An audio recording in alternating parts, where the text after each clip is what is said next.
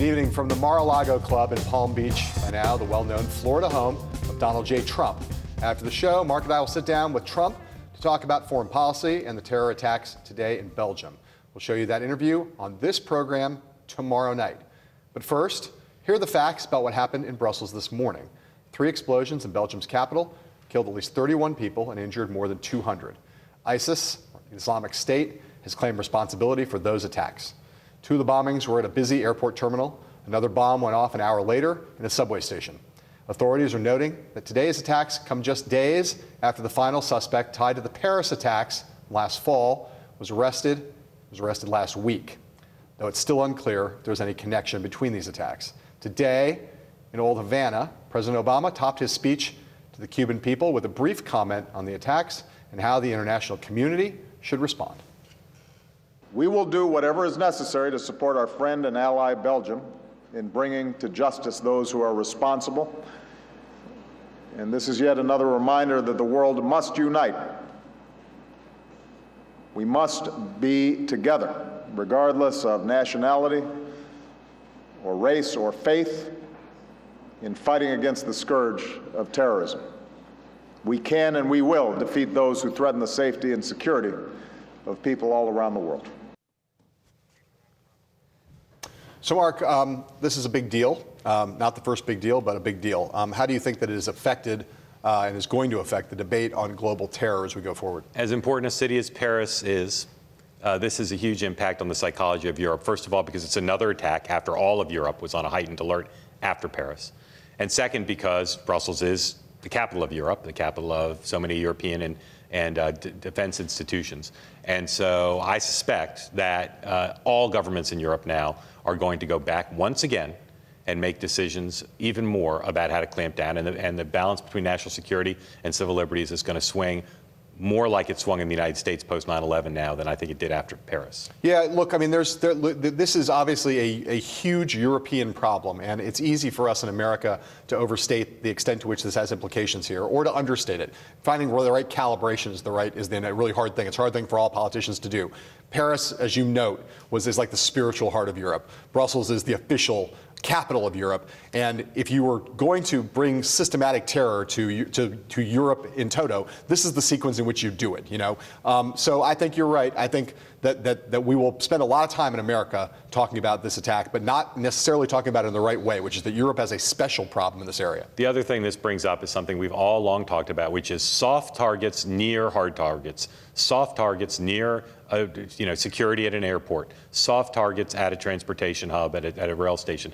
These are targets that exist all over the world, and it's going to cause, again, a question of, do we devote the resources? Is it possible to devote sufficient resources to targets like that to make free countries safe? Well, and I think also, there's an additional question, which is not just about the questions of terrorism and civil liberties, but there's the question of immigration. And, we don't know anything really at this point about who the attackers were in this case, apart from the fact that ISIL has claimed responsibility for it. We don't know individually who those people were. But there's no doubt that the free movement of human beings around Europe is one of the things that makes these kind of attacks more likely to happen there. And I think in Europe, the debate over how to tighten up borders within Europe, quite apart from the question of the Middle East, is going to be one that's going to be heightened to an extreme degree after this. Yep. All right. The presidential candidates also addressed the bombings, along with President Obama. They made statements and held press conferences and did TV interviews throughout the day. We're going to show you some of those reactions from the presidential candidates in a moment. But first, John, broadly, what will this attack do to change the contours of politics in this country? Well, there are 2 different things, right? It's on the... They're going to do the element of people who are scared in this country are going to continue to look for strength, and people who are less scared are going to look for more experience, I think. And so for someone like Hillary Clinton, she's got a credential. For someone on the Republican side, this is about trying to assert strength. But those 2 things, the qualifications to lead, this is a foreign policy, national security election, that's just going to get amped up. And there are different ways to go about trying to capitalize on that, different candidates with different strengths and different weaknesses. But there's no doubt that it's going to be central in this election, this debate. I think this forces President Obama to spend more of the rest of his time in office focused on national security. I think there are going to be even more meetings than there were after Paris to talk about it, and particularly if there's an understanding of who actually did this. And I think it's going to now be more incumbent, not just on presidential candidates, but on leading members of Congress to talk about possible solutions. You saw some ideas floated today, but there's there's clearly going to be a question of whether this, to the extent this is an American problem, to the extent Americans worry about stuff like this happening at home, I think this is going to elevate, because there's going to be a resonance to this attack. This is going to elevate national security and terrorism even higher on the list of concerns of American voters. Well, and if anybody thought that we were going to get away from a debate in which we had, as we had last fall, after Paris, after San Bernardino, we started having discussions prompted by the man who, to a large extent, by the man who owns this building we're sitting in, about the questions of banning Muslims, trying to figure out various ways to crack down those debates, which some people hoped we would get past quickly. This is just going to revive those debates in a broad sense. You know, what exactly are, how draconian are the measures that people are willing to tolerate, and how effective would those measures be, regardless of their draconianness? What effect might they have? It's also going to beg the question again in our politics of what America can do to help defeat ISIS. You know, if ISIS must be defeated because they continue to carry out attacks like this, they continue to represent a threat to Iraq and to some extent to Syria, what must America do? What can America do as part of a coalition to try to defeat ISIS? And again, that debate has flared. I think now, again, it's going to go for a good long while, maybe all the way through November. And again, as I suggested at the beginning, this is really a very particularized European problem. It is a problem for the whole world, but is more extreme in Europe. And so that raises issues about what America's role in the world is, not just the specifics of how you might want to take on ISIL, but the kind of general question: what are America's obligations to its primary allies, especially in Europe? Yep. Up next, more on what the candidate said about the Brussels terror attacks and each other after this.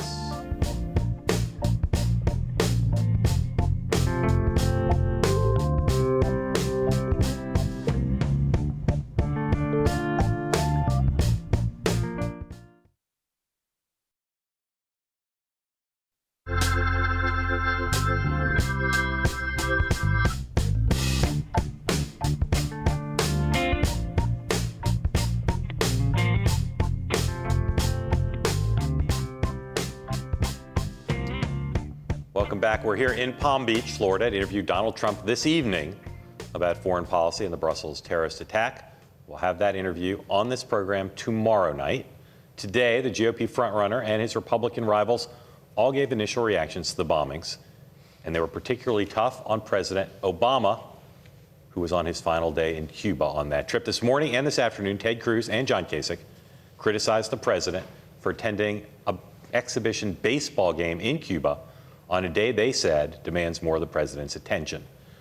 Donald Trump vowed to outperform the current president in the efforts to defeat ISIS. While our friends and allies are attacked by radical Islamic terrorists, President Obama is spending his time going to baseball games with the Castros. And President Obama should be back in America keeping this country safe, or President Obama should be planning to travel to Brussels. I'm a little surprised that the president is going to a baseball game when I believe he should. Had I been president, I would have cut short my visit. I would have flown home.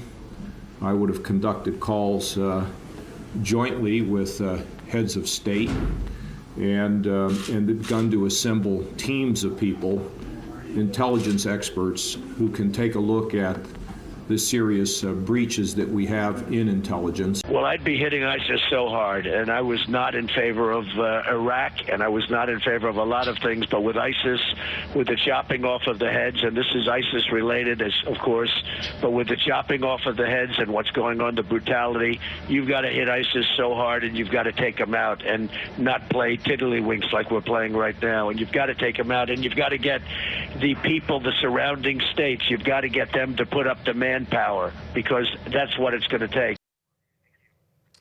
Trump also repeatedly suggested that the U.S. U.S. authorities needed to do more, quote, to be vigilant than the Belgian government has been about who is letting into this country. And Ted Cruz upset some American Muslims and others by calling to, quote, patrol and secure Muslim neighborhoods. John, how will what's happened in Brussels affect the contours of the Republican nomination fight for president? Well, I sort of suggested earlier that I think that, it's a strength primary, and it's been, Donald Trump has gotten a long way in this primary by being the strong man.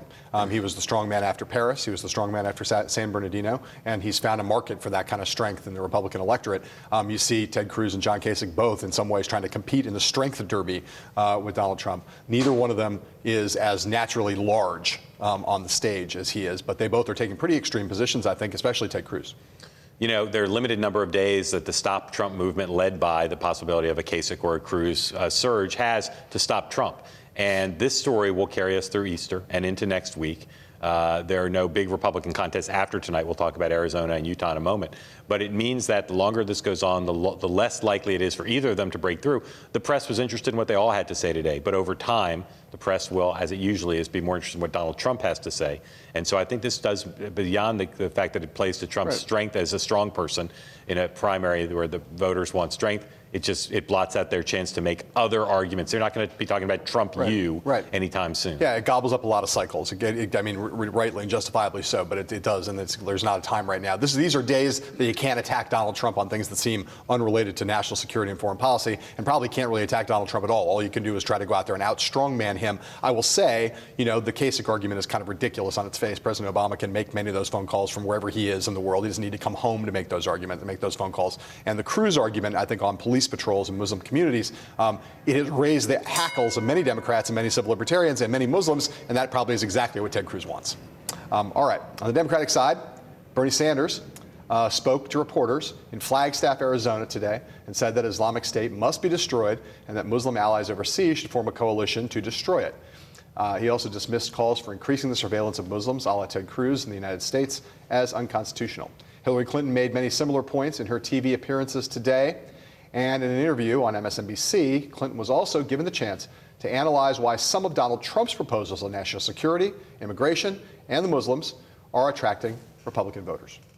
The Republican frontrunner Donald Trump has taken recently, saying he's not sure of the continuing relevance or importance of NATO, or at least in terms of how much the U.S. gives to NATO, talking about closing borders. You've heard, of course, about his talk of temporarily banning Muslims from entering this country. Do you understand why those arguments and those positions are attracting such support in a certain segment of the American population, and what would be your counter response? Well, I understand that he's gotten votes in the Republican primary. I understand that he's not gotten a majority. He's gotten a plurality. I understand I have more votes than he does. So, yeah, there are people who are understandably worried and scared. Absolutely. And is it the responsibility of leaders to help people understand what can be done to allay their fears? Yes. I don't think we want to be inciting more fears. I think we have to have a slow, steady, smart, strong response. And we don't need to be panicking. We need to be, putting our heads together within our own country and with friends and allies elsewhere, in Europe particularly, to figure out what we're going to do to defeat this threat. That's what I've been advocating. That's what I believe I am best equipped to do. And that's what I think will make us safer and stronger in the future. So, Mark, Hillary Clinton and Donald Trump are the likeliest nominees of their respective parties. So I ask you, this attack and everything it represents, how do you think that will play? If they're the ultimate nominees, how do you think it'll play out in a general election? Well, this attack and the preliminary responses by both Clinton and Trump tease out the ideological kind of mess that both parties have become. Trump is in some ways more hawkish than Hillary Clinton, and in some ways he's more isolationist than Hillary Clinton. Yeah. And if there is a debate, a general election debate between those two, if they literally stand on a debate stage, it is going to be fascinating to watch both of them try to figure out what do they believe and what's the politically right place to be. Hawkish sometimes, less hawkish others. See, I think it's going to go to a much more personal place than that. I think what you're going to have is Donald Trump basically saying that Hillary is weak and a failure, and Hillary Clinton is going to be saying that Donald Trump is a lunatic who can't be trusted to have his finger on the you'll have that too. Well, yeah, you know what I'm saying? It's going to go, I think, very quickly to the core of character. I agree with you about the ideological confusions, but boy, I just think it's going to be, you're weak, you are a failure as Secretary of State, and Hillary Clinton saying, you can't be trusted because you're too volatile, you don't know what you're talking about, you're going to blow the world up. Right. That's what Trump it's going to look like. Trump says, we got to destroy ISIS, in a much more hawkish way than Hillary Clinton, and then at the same time talks about perhaps, getting out of NATO. Right. In some ways, reducing the role of U.S. role in NATO. And asked the Washington Post yesterday about his previous statements about maybe sending 20,000 troops to be able to confront ISIL, and then yesterday, well, I don't know about 20,000 troops. That doesn't sound like a good idea to me. He's where his moorings are a little confused. You can see, and in her demeanor and from talking to her foreign policy and other political advisors, you can see that they are delighted to have a foreign policy debate with Donald Trump. They believe that that's a debate they will win, and Trump is every bit as confident as she is that he will win that debate. Right. Well, look, they think that he wants to play on America's world weariness in some ways by being a little bit more isolationist. She wants to play on their world weariness by seeming as though she has judgment and has a more limited sense of what might happen. If they're the nominees, it'll be quite a fight. All right. Even before the Brussels attack, national security was sure to be front and center today for Donald Trump. Yesterday, he announced the names of some of his foreign policy advisors. He discussed his worldview in some detail with the Washington Post editorial board, and he gave a highly watched speech last night to American Jewish leaders at AIPAC's annual conference in the District of Columbia. Among the things his opponents are seizing on most, however, of all the things he said, was a comment Trump made to the Post about America's role in NATO. No, I don't want to pull it up. NATO was set up at a different time. NATO was set up when we were a richer country. We're not a rich country anymore. You know, we're borrowing all of this money. We're borrowing money from China, which is sort of an amazing situation. But it was a much different thing. NATO is costing us a fortune. And yes, we're protecting Europe with NATO, but we're spending a lot of money. Number one, I think the distribution of costs has to be changed. I think NATO as a concept is good, but it's not as good as it was when it first evolved. And I think we bear the, not only financially, but we bear the biggest brunt of it. Today, Ted Cruz and John Kasich paused in their responses to the Brussels bombings to criticize Trump for his NATO position. Mr. Trump also said that he thought we should be downplaying our involvement in NATO, and I don't think that makes any sense at all. In fact, we need to be even stronger as an alliance. Donald Trump's proposal to withdraw from the world, to withdraw from NATO, to withdraw from Europe is sadly consistent with his statement that he intends to be neutral between Israel and the Palestinians. So, John, is Trump on weak policy or political footing with his remarks regarding NATO? I think he is certainly on weak policy grounds, weak footing when it comes to the foreign policy establishment. There's no doubt that he's going to get ripped for these comments, and he started to get a little bit of it immediately after. As you, I think, earlier suggested, we've been talking about this, that they're a little bit exaggerated, some of the reporting of what he said. The notion that there should be more burden sharing is a concept that's pretty well accepted. That's been argued in American foreign policy circles for a long time. But the notion that the establishmentarians will take Trump on over this, I think it matters not at all to him, and probably in terms of the politics, at least of a Republican nomination fight, and maybe even broader. He's not necessarily on bad footing politically. This is a position where Trump is, I think, on very strong political grounds, and I think he's shrewder on policy than people normally give him credit for. He recognizes that NATO needs a new role, that the role it originally was formulated for does not really exist anymore, to fight the Soviet Union. And on the populist center, Haley Barbour saw this when he thought about running for president. Rahm Emanuel has talked about it. Bringing resources home, letting these other countries, not just for NATO, but for Asia as well, but letting allies of the United States have more of the burden, coming up with a new mission that's more affordable. I think he's on very strong grounds, again, in terms of politics, and more shrewdly than people realize on policy. I think the thing what he needs to do, though, is he must get himself to a point where he is carefully modulated enough that it's not allowed, where he doesn't allow for there to be misinterpretations. Absolutely. If the impression comes that he's abandoning Europe, abandoning NATO, that's a losing political argument. But if he's in a position where he's saying is let's recalibrate with some detail, that's an argument that gets closer to the foreign policy mainstream, and he could be okay on that. And saying, again, broader than NATO, saying Saudi Arabia and South Korea should pay for more of their defense than they currently pay. Right. That is a position that I think he could win big on, and in both in the nomination fight and in the general, I think it could be a potentially popular position. But as you suggested, he needs to enunciate it in a way that seems serious and muscular and not penny pinching. Right. All right. Up next, what's at stake in tonight's presidential contests in Arizona, Utah, and Idaho? We'll be right back.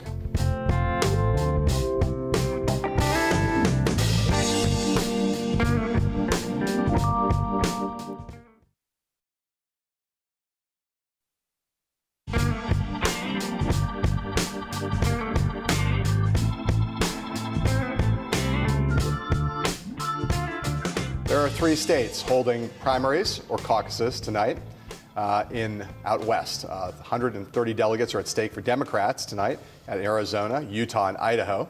Overall, Hillary Clinton is leading the pledged delegate count, 1,163, to 844 pledged delegates for Bernie Sanders. When you factor in superdelegates, Clinton's lead jumps to 1,630 to Bernie's 870. On the Republican side, there are 98 delegates up for grabs between Arizona and the caucuses in Utah. They're not doing Idaho today. American Samoa is also holding caucuses this evening. Donald Trump leads in his party's overall delegate race with 681 compared to Cruz's 425 delegates and John Kasich's 143. So, Mark, among these various races, 2 Republican, 3 Democrat, what are you most paying attention to? I'll say on the Republican side, watching to see how well Donald Trump does in Arizona. I suspect he'll win, but if it's close, if Ted Cruz does well there, it'll show that Cruz is able to take Trump on, particularly in immigration, and make some headway. The big thing, though, is Utah. It becomes a winner-take-all state if you get 50 or more percent statewide. Cruz is there facing the Kasich problem. Lots of people in the state have supported Cruz's message. Right. If you vote for Kasich, you're helping Trump. If Cruz gets over 50, not only does he get all the delegates, but he shows that he can effectively make the argument, please marginalize John Kasich and let me go one-on-one with Donald Trump. Yes, I mean, of course, I think he could make that argument equally if he somehow falls short of 50%, because he'll come out and say, guys, if John Kasich wasn't in this race, I would have gotten over 50, and that would have been good for my ability to stop Donald Trump. Better he shows he can make the argument effectively. While winning, right? While winning and getting those delegates, which is, of course, key. Look, on the Democratic side, you know, it's now kind of taken for granted, I think, among both the Clinton and Sanders camps, that Bernie Sanders is going to win the Idaho caucuses, going to win in Utah. So the question is Arizona. And Sanders spent a lot of time there and put a lot of money into that state. I said on the show last week that I thought that Sanders was the underdog in Arizona. But if somehow Sanders were to somehow pull off a victory in Arizona, a 3-state sweep, going into a bunch of Western caucuses this weekend, he could win 6 in a row. He could win 3 tonight. If he won 3 tonight, he's likely to win 3 on Saturday. That'd be a nice run of momentum for Bernie Sanders trying to get up off the mat since last Tuesday. He's got a momentum problem now, but his bigger problem is the delegate problem. Well, of course. So whatever happens tonight, he's still going to have a big delegate problem, as we just showed with the numbers. He needs to solve his delegate problem, if he can solve it, with a momentum burst and solve that problem first. So, yes, if he wins 2 of 3 tonight, it's what's expected. He doesn't help his delegate problem or his momentum problem. If somehow he can win all 3, then do well this weekend, put that winning streak together, then, as we said for a while in both parties, Wisconsin, 2 weeks from tonight, becomes just a huge deal. And if he beat her there, after putting together that winning streak, then he got something going on. You got something going on. You still have a huge delegate problem, but you got so much momentum at that point that people start to talk about the race in a slightly different way. We also need to keep watching in all these contests turnout. Republican turnout continues to be up in places, and Democrats not as much, in some places static or down. Bernie Sanders has drawn huge crowds in all 3 of these states. Yes. And we've seen that doesn't necessarily correlate to turnout. But the Democrats, as a party, need to start having more people turn out. Now that there's a 2-person race and a 3-person race, they can no longer argue it's the huge Republican field that's turning people out. And I'll just say, from Bernie Sanders' point of view, if you ask Bernie Sanders why he wants to stay in this race, he points to those crowds and says, you know, if I drop out of this race, a lot of what little enthusiasm or the modicum of enthusiasm that exists on the Democratic side goes away. Not what you want. All right, coming up, one of the leading thinkers on the Middle East. We'll be right back, that person, to unpack the attacks today and what they mean for U.S. foreign policy right after this.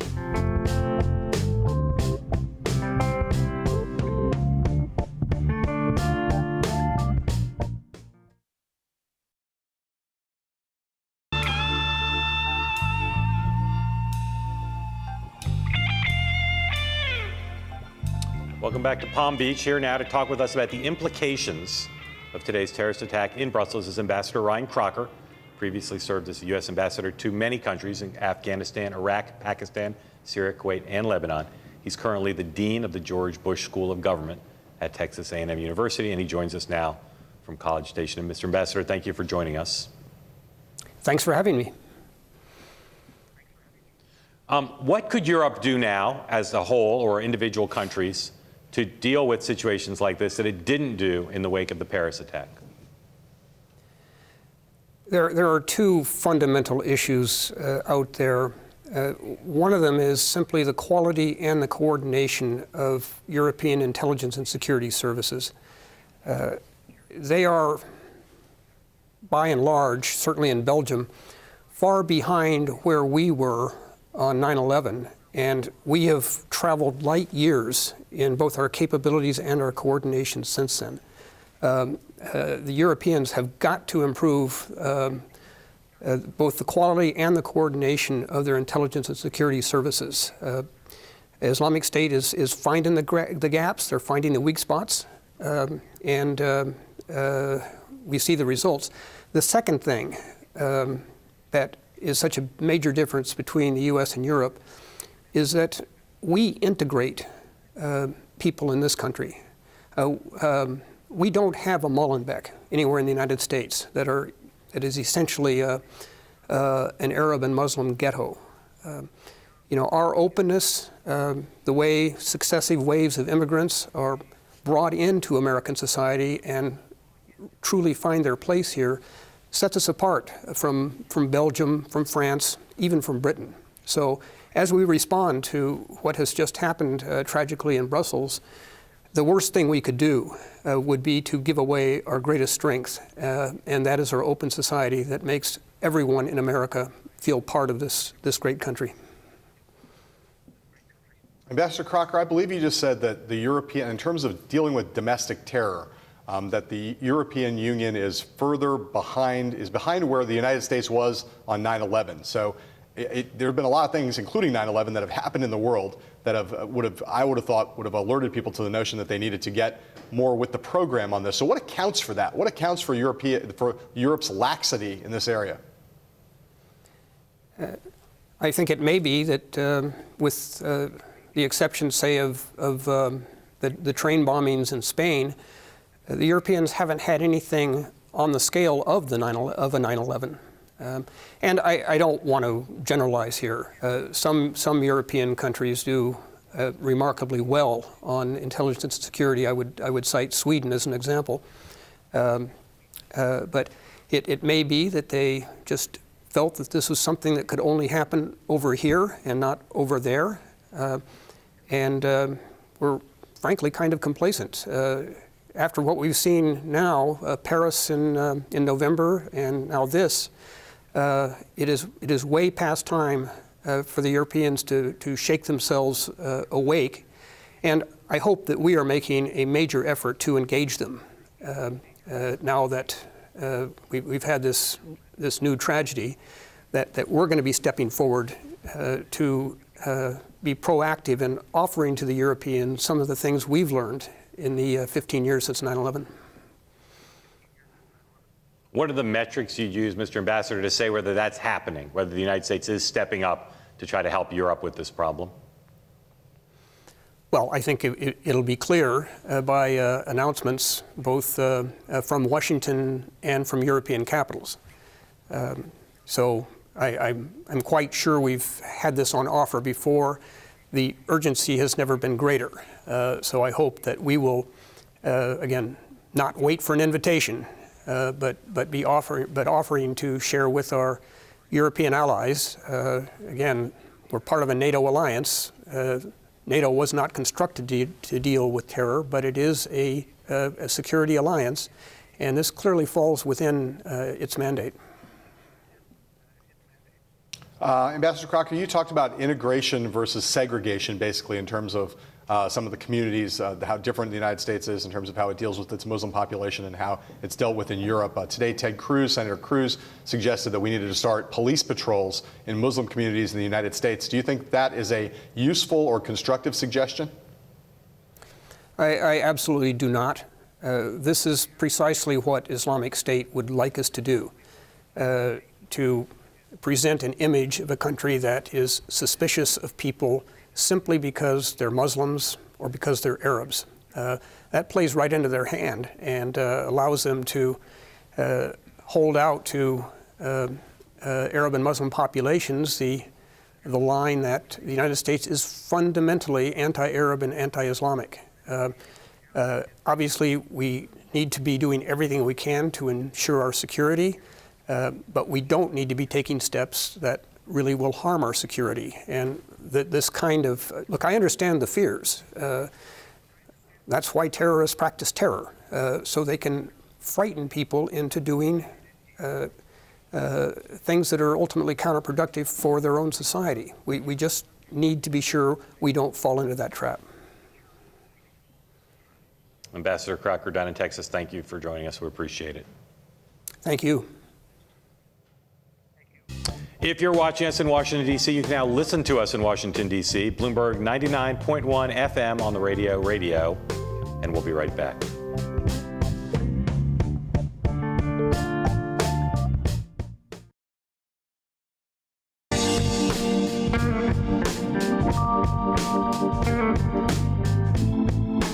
Welcome back. We're now joined by the man who succeeded our previous guest as ambassador to Iraq. That's Chris Hill. He also served as a former senior director at the staff at the National Security Council. He now serves as the dean of the Joseph Corbel School of International Studies at the University of Denver, and he's the author of the memoir Outpost, A Diplomat at Work. Ambassador Hill, thank you for joining us. I want to ask you this. After Paris and now Brussels, I think many people are under the impression, perhaps accurately, perhaps inaccurately, that ISIL is gaining strength in its ability to project force and terror outside from the Middle East and into the heart of Europe. Is it your sense that ISIL is actually gaining strength, or is that a misperception, a common misperception on the part of a lot of people? No, I think I'm of the view that many people share, that ISIS has been pushed back on their heels. They're not what they were a year ago. But that said, they obviously have more cells in Europe, probably some better lines of communication there, and they're able to play havoc there. But I think if you go back to Raqqa, if you go back to Syria and Iraq, I think they've been in some trouble. Now, clearly, they're being franchised. We're seeing ISIS in the Horn of Africa. We're seeing ISIS in Afghanistan. We're seeing it in Libya. So it is maybe a broader threat, but in terms of its overall stature in the world, I don't think it's as strong as it used to be. I think the real issue, which no one really likes to talk about, is what are the Sunni Arab states going to do about this? Because at the end of the day, they have got to reject this extremism. Right. So from the point of view of U.S. foreign policymakers, right, if you're assessing the situation in the way that you have just described it, what are the policy prescriptions that derive from that analysis? A weakened ISIL that still is, in increasing and dramatic ways, able to strike major European capitals?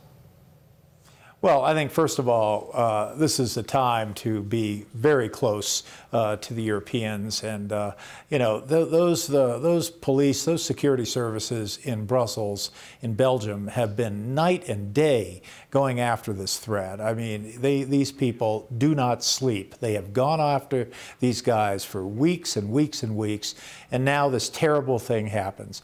I don't think it's because they've been incompetent or not up to the job. I think it's just a really tough target to deal with, and now is the time, I think, to be really doing all we can to help them. So I think the first point is we need to make sure that the European allies see us as an ally and don't see us as a critic. I think, secondly, we need to look at where we are with ISIS in the region. What is particularly worrisome is the fact that while people call for more U.S. involvement in against Raqqa, against ISIS in Syria and Iraq, you have to ask yourself the question, where are the Saudis in all this? I mean, it's pretty clear that much of this money that ISIS has come up from places like Saudi Arabia. Do we feel they're really part of this effort? I mean, they were, but now they seem to have redirected themselves to Yemen and other places. So I think we need to work on that alliance within the Middle East. And finally, I think we really do need to figure out a way forward on Syria to calm that situation down. After all, one of the reasons these Europeans are just so exhausted right now is this refugee crisis, that we Americans have no idea of the utter dimensions of this thing that has really engulfed Europe. And I think the way to deal with that is to really move forward in Syria rather than sort of waiting around and looking for the Syrians to come up with something on their own in the form of an election or something like that. It's not going to work. We need to be much more proactive in putting forward a political future for Syria. Ambassador, what are one or two good debates you'd like to see the country have in the context of the presidential campaign about how to deal with ISIS and about how to deal with terrorism? Well, I'm sort of an old-fashioned guy, and I sort of like to see my candidates calm and measured in their tone. I like to see them self-confident but not cocky, and I'd like to see a repeat from them of what our fundamental values are and how we have to hold on to those values even as we ramp up the security requirements. Whether ISIS is defeated, whether we kick them out of Raqqa, whether we kick them out of Iraq and Syria, whatever, this kind of extremism is going to be with us for a while. I think we need to dig in for a longer-term effort, and that means being calm and being resolute resolute in the face of these issues. You know, if you go back to things our country has faced, if you go back to World War II, you'll see political leadership, both sides of the aisle, really managing this, managing people's expectation of the time frame in which it can be solved. And so I guess at the end of the day, I'm looking for a little maturity. Ambassador Hill, what would it mean in your mind to actually accomplish something that every politician currently running for president says we must accomplish, which is to destroy ISIL? Well, I'm skeptical of efforts to just go in and push them out of Raqqa, because I think you can push them out of place X and they'll recongregate in place Y. So destroying ISIL, I think, does involve a military solution. I don't think there's any diplomacy to dealing with ISIL. I think what we need to do, though, is make sure that the regional powers, our allies, our partners in the region have the same goal that we do, that we want to destroy this organization. So I think that involves much more players being involved in it, and ultimately I think it really needs to be decimated. I don't see just scattering it being enough. I think they'll recongregate.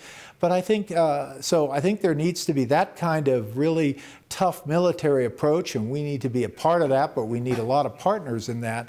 But I think we also need to see some effort in the region, within the region, to have some political solution. This whole Sunni-Shia issue, this has been around for 1,300 years. It doesn't mean they've been fighting for 1,300 years, but it flares up from time to time, and it sure is flared up now, and we need to see some of the regional leaders really speaking up and speaking against this kind of sectarianism, which is what part of the ingredients of the fuel that has just ignited this whole ISIS thing. All right, Ambassador Chris Hill, thank you for coming on today. When we come back, Hillary Clinton's super PAC has turned its eyes to the general election, what they plan to spend, and where they plan to spend it, after these words from our sponsors.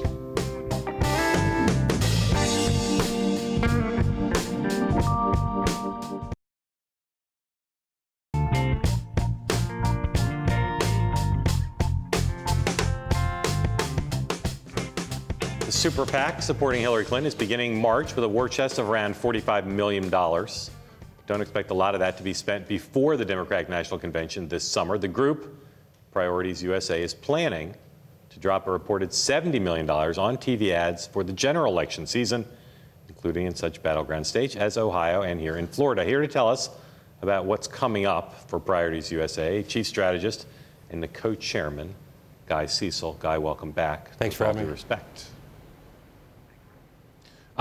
So you're going to spend tens of millions of dollars on TV ads. What kind of TV ads do you imagine you'll run? Well, we're still in the process of sorting that out. Part of it will be determined by who the Republicans choose as their nominee, but there's no question that in the middle of a serious time that we plan on drawing a stark contrast between the direction that Hillary wants to take the country and the direction that either Ted Cruz or Donald Trump want to take the country. And we plan on executing that fight not only after the convention, but likely even before the convention begins. Guy, it's Heilemann here. My question for you is, how much of an effort have you made to date in terms of doing opposition research on Donald Trump?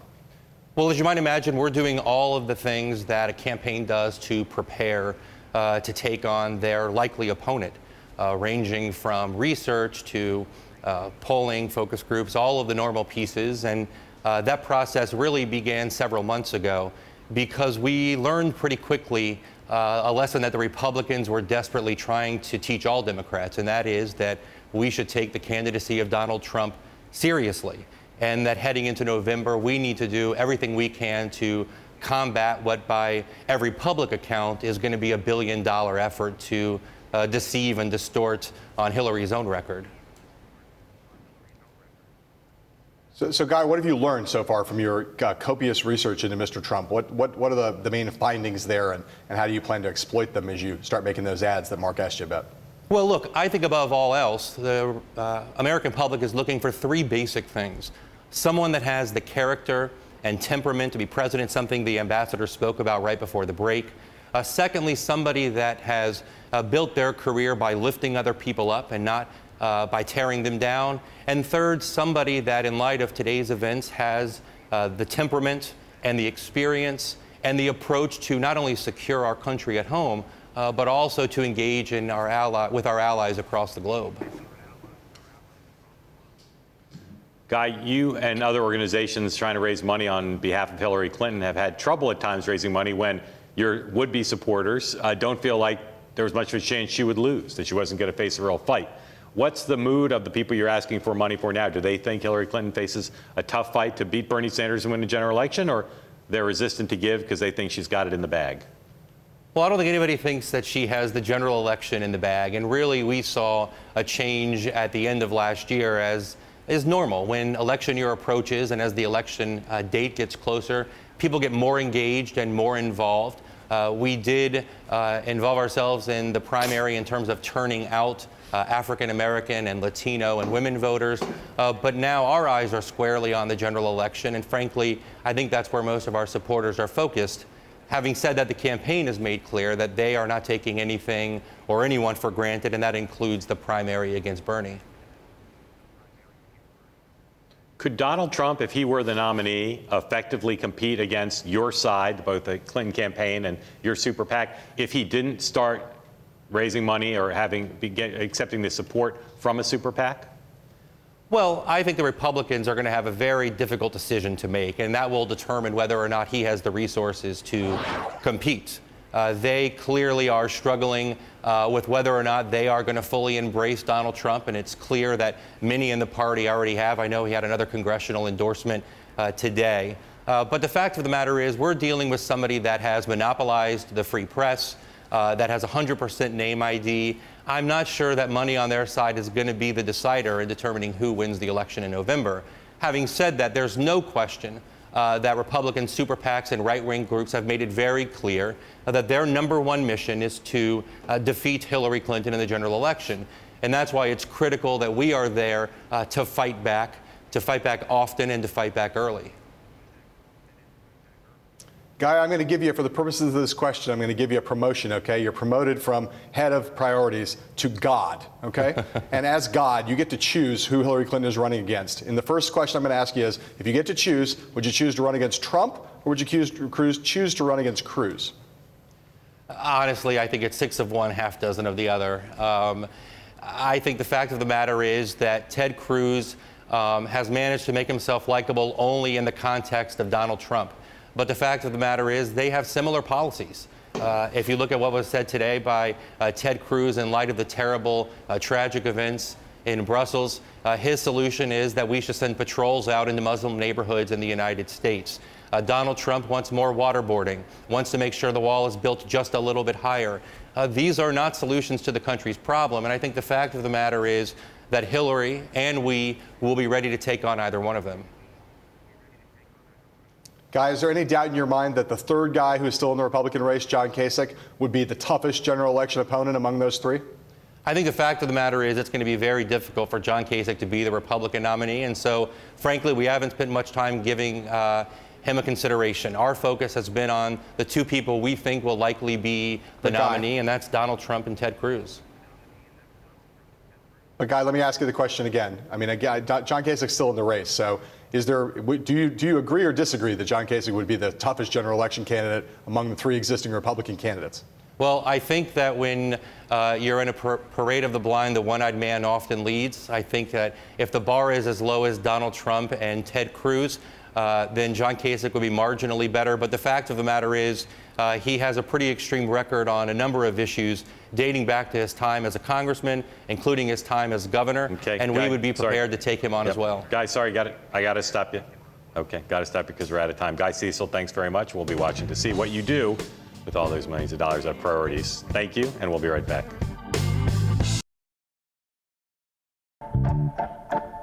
Check out BloombergPolitics.com for more updates on Brussels and more.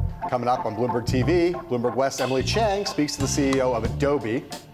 Tonight, we'll be here interviewing Donald Trump here at Mar-a-Lago. You can watch the full conversation tomorrow night on With All Due Respect. You'll see the highlights of it throughout the day on BloombergPolitics.com. Until tomorrow, thanks for watching. Sayonara.